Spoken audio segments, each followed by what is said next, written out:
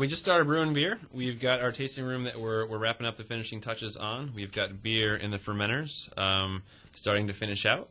We should be serving in, I don't know, sometime in January.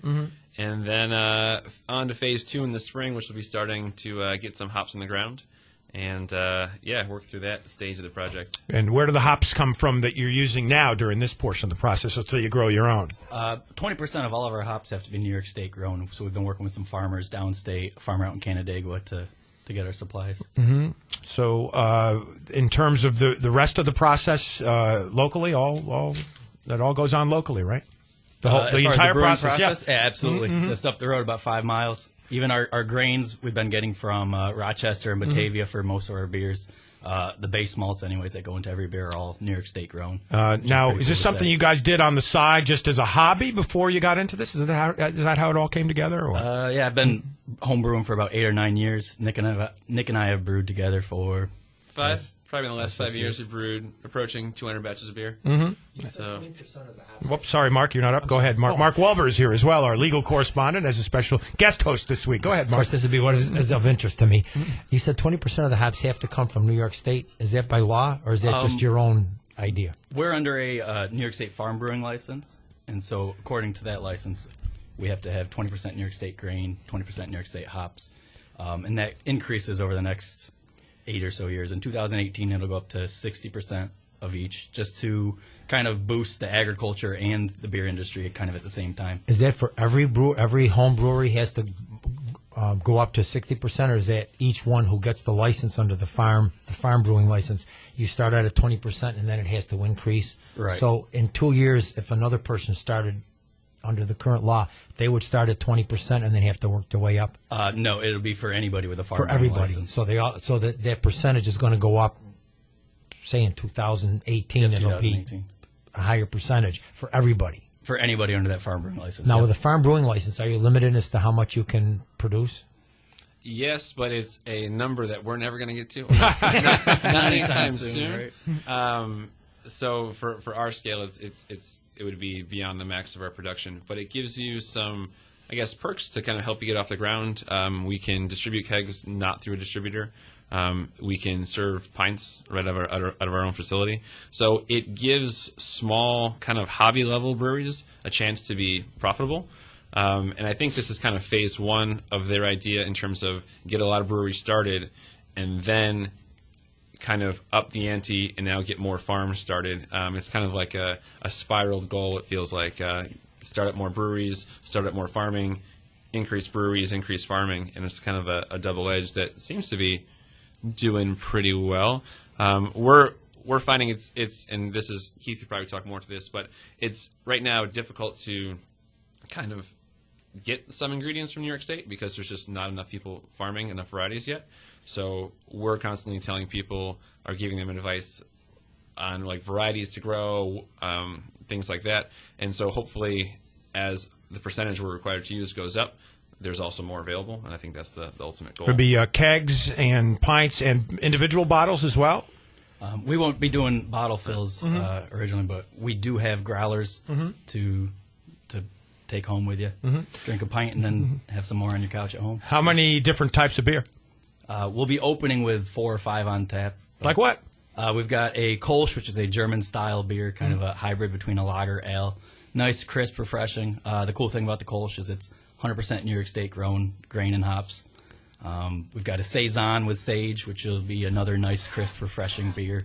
Also 100% New York State grown. Smoked stout and a Scottish ale. We'll be brewing an IPA Wednesday, so that'll be kegged soon enough in the next couple of weeks. So you can sell a keg, so someone can come to your facility and purchase a keg when you get underway? Yeah, that's not our goal. Our goal is not to distribute that way. Ideally, we would sell 100% of our beer out of our own doors. For consumption, you mean, on premises? On premises, yes. So people who go to your premises consume the beer that you brew on your premises. Yep. Then you said they can take some home with them? Right. A growler is like it's like a soda bottle made to handle beer. It's like a glass container that's made to be portable.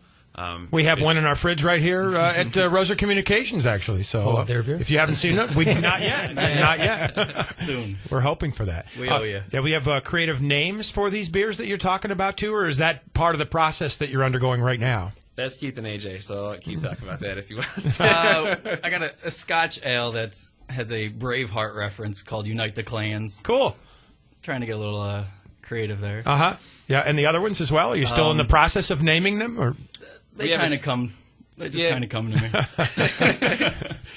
Very good. We're talking with two of the three guys who are a part of this fantastic Woodland hop farm, and the other guy also. You guys are all teachers, I guess, right? Correct. Yeah. Explain a little bit about your teaching backgrounds, and did any of it bring to bear on the brewing process or not? Brewing is definitely scientific, that's for sure. Two of us are science teachers. Keith basically could be. We came together. As science, or not as science teachers, because Keith doesn't teach science, but we came together as teachers at Rome Free Academy, where we just kind of built relationships, built some trust. We were all brewing on the side, and Well, Keith is a social studies teacher, right? Correct. So you can learn about the market. You're good for marketing. Right. You know what people like and what they don't like, and how to market the product. And different skill sets that you bring to the whole project. And AJ is the guy who couldn't be here today. I was joking about whether you guys were dads or not. I think AJ's the only dad among you, right? Is that right? Yeah, he's got a little girl, Savannah, just over a year. Yeah. Do you know what percentage? I heard this over the weekend. I can't remember. What percentage of beer today is microbrewed?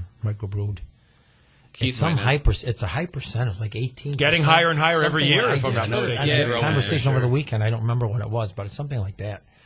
And a few years ago, it really didn't exist. Right. Yeah, and I would say we spent a lot of time in Vermont, and compared to, I guess, the number of breweries per people in Vermont, New York is way, way, way behind. Vermont, you go to these small towns, and there's at least a brewery in every small town, if not two.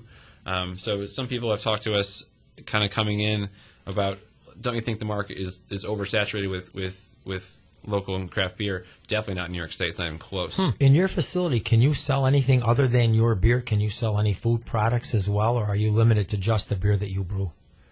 Technically, we're able to serve any other New York State beers, wines, liquors. We're trying to keep it just to our own beers. As far as food, we've been working with some food trucks from the area that during the warmer months, which is right now, I guess. But during the warmer months, we'll typically have some food trucks in on the weekends to serve food.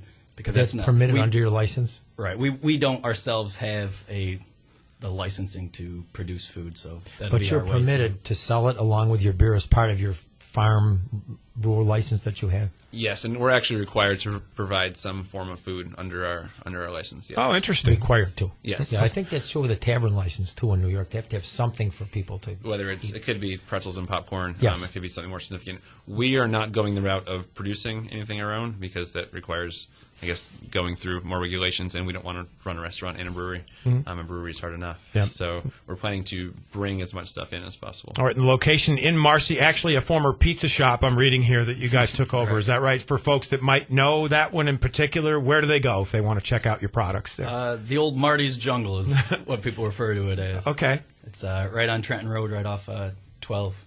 Yeah, first building on the right. We share I guess, the premises with Calyx Energy.